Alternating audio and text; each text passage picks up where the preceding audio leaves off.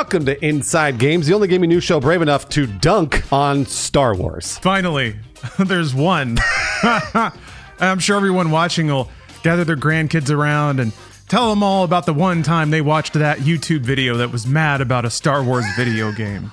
It's never been done. It's a red letter day because Star Wars Outlaws, the much anticipated open world installment of the venerable franchise, is coming in soon, which, by the way, I'm very excited about. Ubisoft officially announced and then accidentally leaked a lot of info about that game. And surprise, there's stuff in there that's not the best. Well, I never would have guessed. It's not like, Rey kissing Kylo bad, which everybody remembers, but it's pretty bad. So to lighten up the news, we had to bring in the only Inside Game staffer that can name a unique pod racer every time we throw to him. Jacob, hit us with the news. Greetings, exalted ones. I'll hit you as hard as rats to hell hit that rock in Laguna Caves.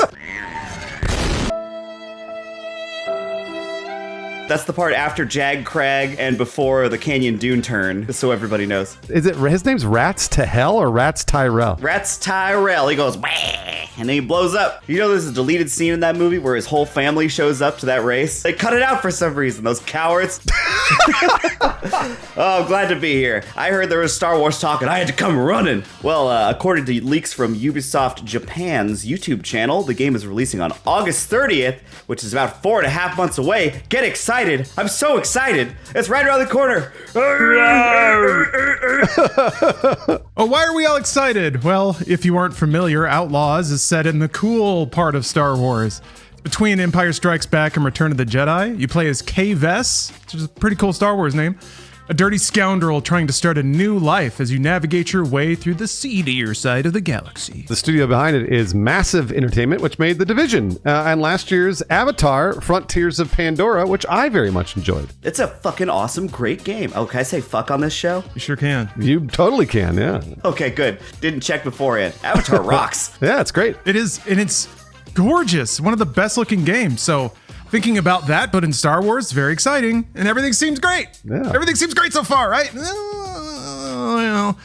We'll get into the rest of it right after a quick word from today's sponsor, Soylent. Today's episode of Inside Games is sponsored by Soylent. Perfect science-based nutrition for the modern gamer. Soylent's crunched all the numbers so you don't have to. A precise nutrition blend means you're getting the perfect synergy of macro and micronutrients, all in convenient swigs during loading screens or in between matches. And while, the image might be that it's cozy to cuddle up with a pizza or just a big pile of bad-for-you snacks during a long gaming session, we're smarter than that these days, all right? If we're sitting around, we gotta adjust the calories back to compensate. That's why I really like Soylent's new complete protein line. These smaller proportion bottles contain 30 grams of protein and only 250 calories. And while Soylent can help your waistline trim up, it can help your bank account fatten on out. Each serving of Soylent ranges from $2 to $4 per serving. Why pay $10 for a greasy fast food burger when you can get better nutrition at a fraction of the price? Hey, the stats don't lie, and thanks to the special offer from Soylent, you can save even more money. The first 500 people to use our link in the description and use code InsideGames25 will get 25% off their first subscription with Soylent. Thank you very much, Soylent. Okay, let's get back to that galaxy far, far away. Game Informer got a look at Star Wars Outlaws and recently published a preview for the game. Jacob, what are they saying? While the game has several planets and moons to explore, their demo took place on Toshara, a new moon created by Massive Entertainment in collaboration with Lucasfilm Games. The reviewer described the moon's capital city, Mirogana, whatever, as dense and multi-leveled, where the Empire's presence is immediately felt and consistently present. After spending some time with the game, reviewer Brian Shea said they came away excited and added, Massive Entertainment came into the project wanting to create the ultimate scoundrel experience set in the Star Wars galaxy, and for what I've seen and played, it has a lot of important elements in place to accomplish that goal. That sounds great to me. It does. About time. Yeah, people have waited a long time for that kind of experience, the Star Wars bounty hunter experience. If only there were a game where you got to play as a Star Wars bounty hunter. If only there was a game where you got to play as my dad, Jango Fett. But that game doesn't exist, at least it's not canon anymore. You've got to play this new game by Ubisoft that has some other character in it that's not my dad. Anyways, back to you fellas. So this is all good stuff, right? We've been waiting for this. Everybody shed a tear when Prey 2 was canceled. And now we can all be seedy space outlaws. But there is some controversy because it is Star Wars, and why wouldn't there be? Yep, for starters, you needed an internet connection to install the game, which you probably saw coming. And that's even if you get the physical edition, because it's 2024. But you only needed apparently just to activate it. After that, you can play offline. At least that's what Ubisoft told IGN. Well, that sucks. But to be fair, Star Wars Outlaws is not the first game to do that. Many games have done that before. It is very, very common, and nobody likes it, but it does exist, and it is a thing that happens all the time. Yeah, it's the way of the world these days. But there's a little tinge to it that makes it worse, specifically because it's Ubisoft. But we'll get to that in a minute. Speaking of annoying trends that are becoming the new normal, Star Wars Outlaws will also have an upcharged early access window. Jacob, we need your power to get us through this one, so give us your power. Unlimited power, I hope. Well, there's a $70 standard edition of the game. Wait. Sorry to interrupt, Jacob. Aren't you forgetting something? What? Am I forgetting something? You forgot to name a pod racer. We just threw you. Oh, shucks. All right, you got me. Oh, fine. Okay. Fud Sang. How about that? What the fuck? Yay! He's a weird little guy.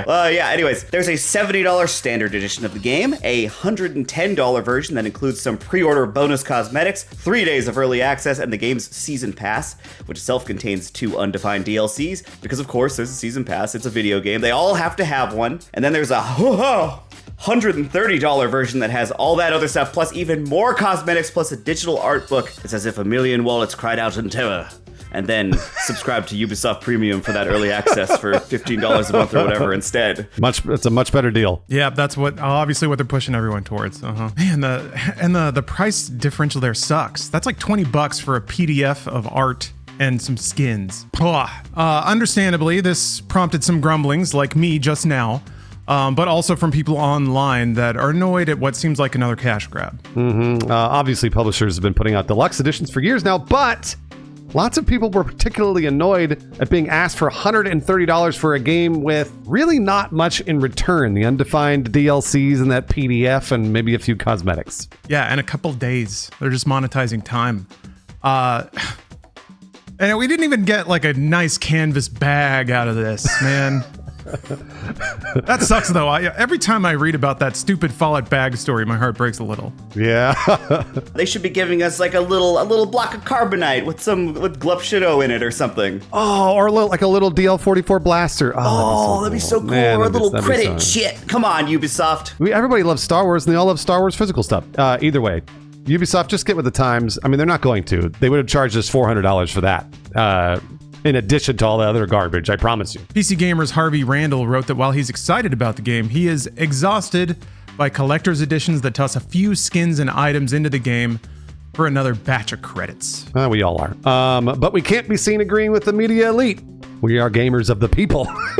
So let's take it to the streets to see how folks across the internet reacted to Ubisoft charging people $40 for 3 days of game time, skins, and then DLC that doesn't exist. The Phantom DLC, Episode 1. Ex-user at HelixZura posted a screenshot of the game's various editions and wrote, "Anytime I see charts like these, it just makes me think, I can't wait to buy the full game for $20 years later."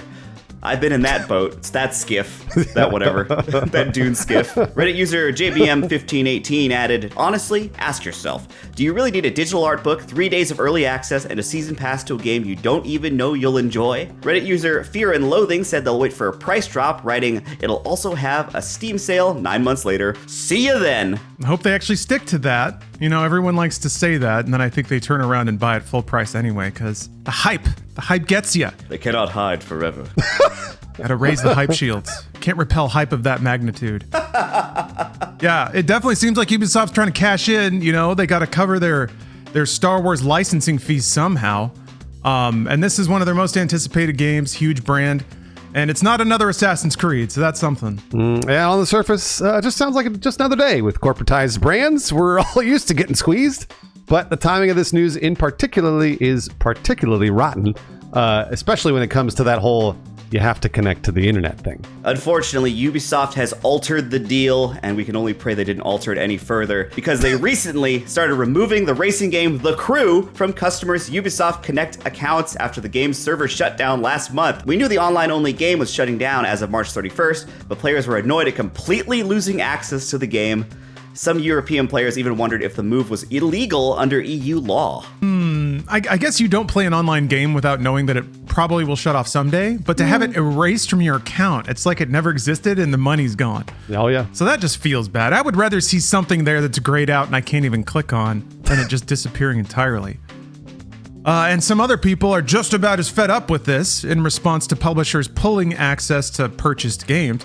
YouTuber Ross Scott is launching an admirable project called Stop Killing Games to fight what he calls the games industry's assault on both consumer rights and preservation of media. We stand with you, Russ Scott. They used Ubisoft's Thanos snapping of the crew as a prime example and directed gamers to sign petitions and submit complaints to regulators. Their argument is essentially this, that games are goods rather than services, and devs shouldn't be allowed to snatch back goods after they're purchased. Yeah, so it's definitely a worthwhile pursuit. Games preservation has been a deal for a while now, but it's only going to get more necessary as the industry becomes almost completely digital only. Yeah, that'll be an interesting argument to make too, especially considering there is no physical product anymore. How could you even call it a good when it's just in your head? So it's tough because I feel like the way that industry has started distributing games makes them feel extra like services more than they used to.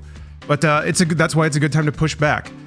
In the meantime, maybe consider The Crew when Ubisoft is asking $130 of your dollars for some skins and a digital PDF.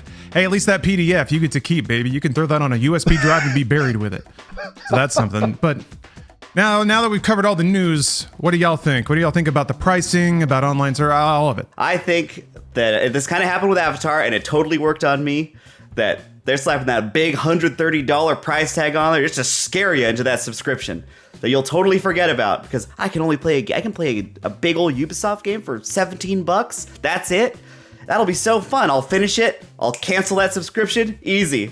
And then 9 months later, here you are. You've given Ubisoft hundreds of dollars, and you haven't touched Star Wars Outlaws in 6 months. Uh-oh, they got you. Jacob, right? You gotta remember to cancel those things. You gotta. I do. It's funny. I always make it a rule when I sign up for one of those things to cancel immediately. So I sign up, I give them my money, and then I literally go and straight to the cancel link to make sure that I never ever continue that stupid trial, because they're going to get my money over and over and over. I'm very, very excited for Star Wars Outlaws. Very excited. I can't wait to play this game. However, I do not like the feeling of being squeezed, and this really does feel like being squeezed. 3 days is like nothing. And Lawrence and I talked about this on a podcast, but I'm betting that this game is not going to work at launch. So we're going to pay an extra $50-$60 for a game that doesn't work for early access, and that's going to make everybody angry. So they have to make sure that this game works. Kind of a shame that this happens with games like this, because there's probably just a great game in there, and I feel like this kind of happened with that's like the corporate side of it kind of corrupts it. It gets its roots in there, kind of like the Empire into the mid and outer rim. But like right. You got Avatar, a great video game, great, amazing game. People just worked really hard on that and made it a really cool, unique experience. But there's a big old store in there, like in the game for cosmetics and stuff and like things like that in a single player game that like really don't affect it at all. It's like you've got a beautiful game, but it's got this nasty little tumor on the side of it. And I feel like that's always going to happen with these huge AAA awesome games. It's going to be some weird little nasty thing attached to the side. Oh, I agree. It's tempting to envision a world where we get to enjoy the big budget, pretty branded games without any of that, because there was an era where it kind of felt like we got to enjoy that. But yeah, it's all perceptive tricks now. They know that if they have the clout that they can stretch it, and that's what they're doing. But like you guys said, there is a path to spend very little money and still enjoy largely the same experience. It just requires a little more mental energy and research. Theoretically, that's a good thing. You know, the savvy consumer can set an alert in their phone, play through Star Wars Outlaws in 2 months, get the whole experience without buying any of the skins or any of that bullshit, and move on with their lives after their alarm goes off and they cancel their account. So I don't know. It's a bummer because I feel like they are leveraging this idea of the complete experience, which is you have to buy everything so that you don't feel like you're missing out on anything and you're getting it early with everyone else. But yeah, if you can wean yourself off of, I hate to say this, but a more traditional way of experiencing games, because unfortunately they've eradicated that when it comes to the big budget stuff, kind of like Jacob was saying. It just doesn't exist anymore, and I feel like they'll charge you to make you think you can buy your way back to that. But don't do that. If you want the traditional experience, buy $20 games made by indie teams. And guess what? You get it all. No store. No Star Wars, because they can't afford that. But you can get pretty close, I feel like. So yeah, that's the unfortunate state of things. But it is what it is. I feel like Star Wars comes with some tax now. There's always going to be a corporatized layer, a corporatized objective sitting on top of everything. Yeah. Hopefully once you get in there and you've paid your $17, then hopefully you can ignore that stupid store that's going to be on the map with a giant little pip on it telling you to come here and dismiss the notification about a sale they have on a jacket. Like, And hopefully it doesn't get the crude someday. yeah. Well, I was thinking, what if Ubisoft what if Lucas suddenly wants to renegotiate the rights, or 2 years from now, however long they've signed their deal, suddenly the deal changes, Ubisoft doesn't want to sign the papers, or they get in trouble for some other game flops that they weren't expecting, and now they can't pay to renew it, and suddenly you don't have access to all those dumb skins you bought. They can't remove the crew from the archives. That's impossible, isn't it? It sucks, but AAA gaming is ethereal now entirely because they have turned it into a service.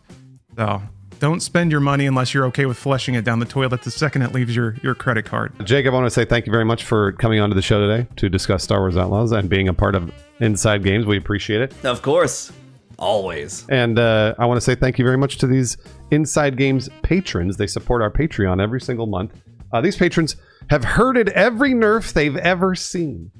Salad Bodhan, Ryan Darberry, Sherwin Sanchez, Mason Hoover, and Nick Calderon. Well, I've got some patrons that never met a womp rat they didn't bullseye. Got Dylan Hiley, Tito 007, Spirit Bear, Regulus, and Rook, or Captain Coldblood. Thank you very much. Some other character in it that's not my dad. Anyways, back to you, fellas.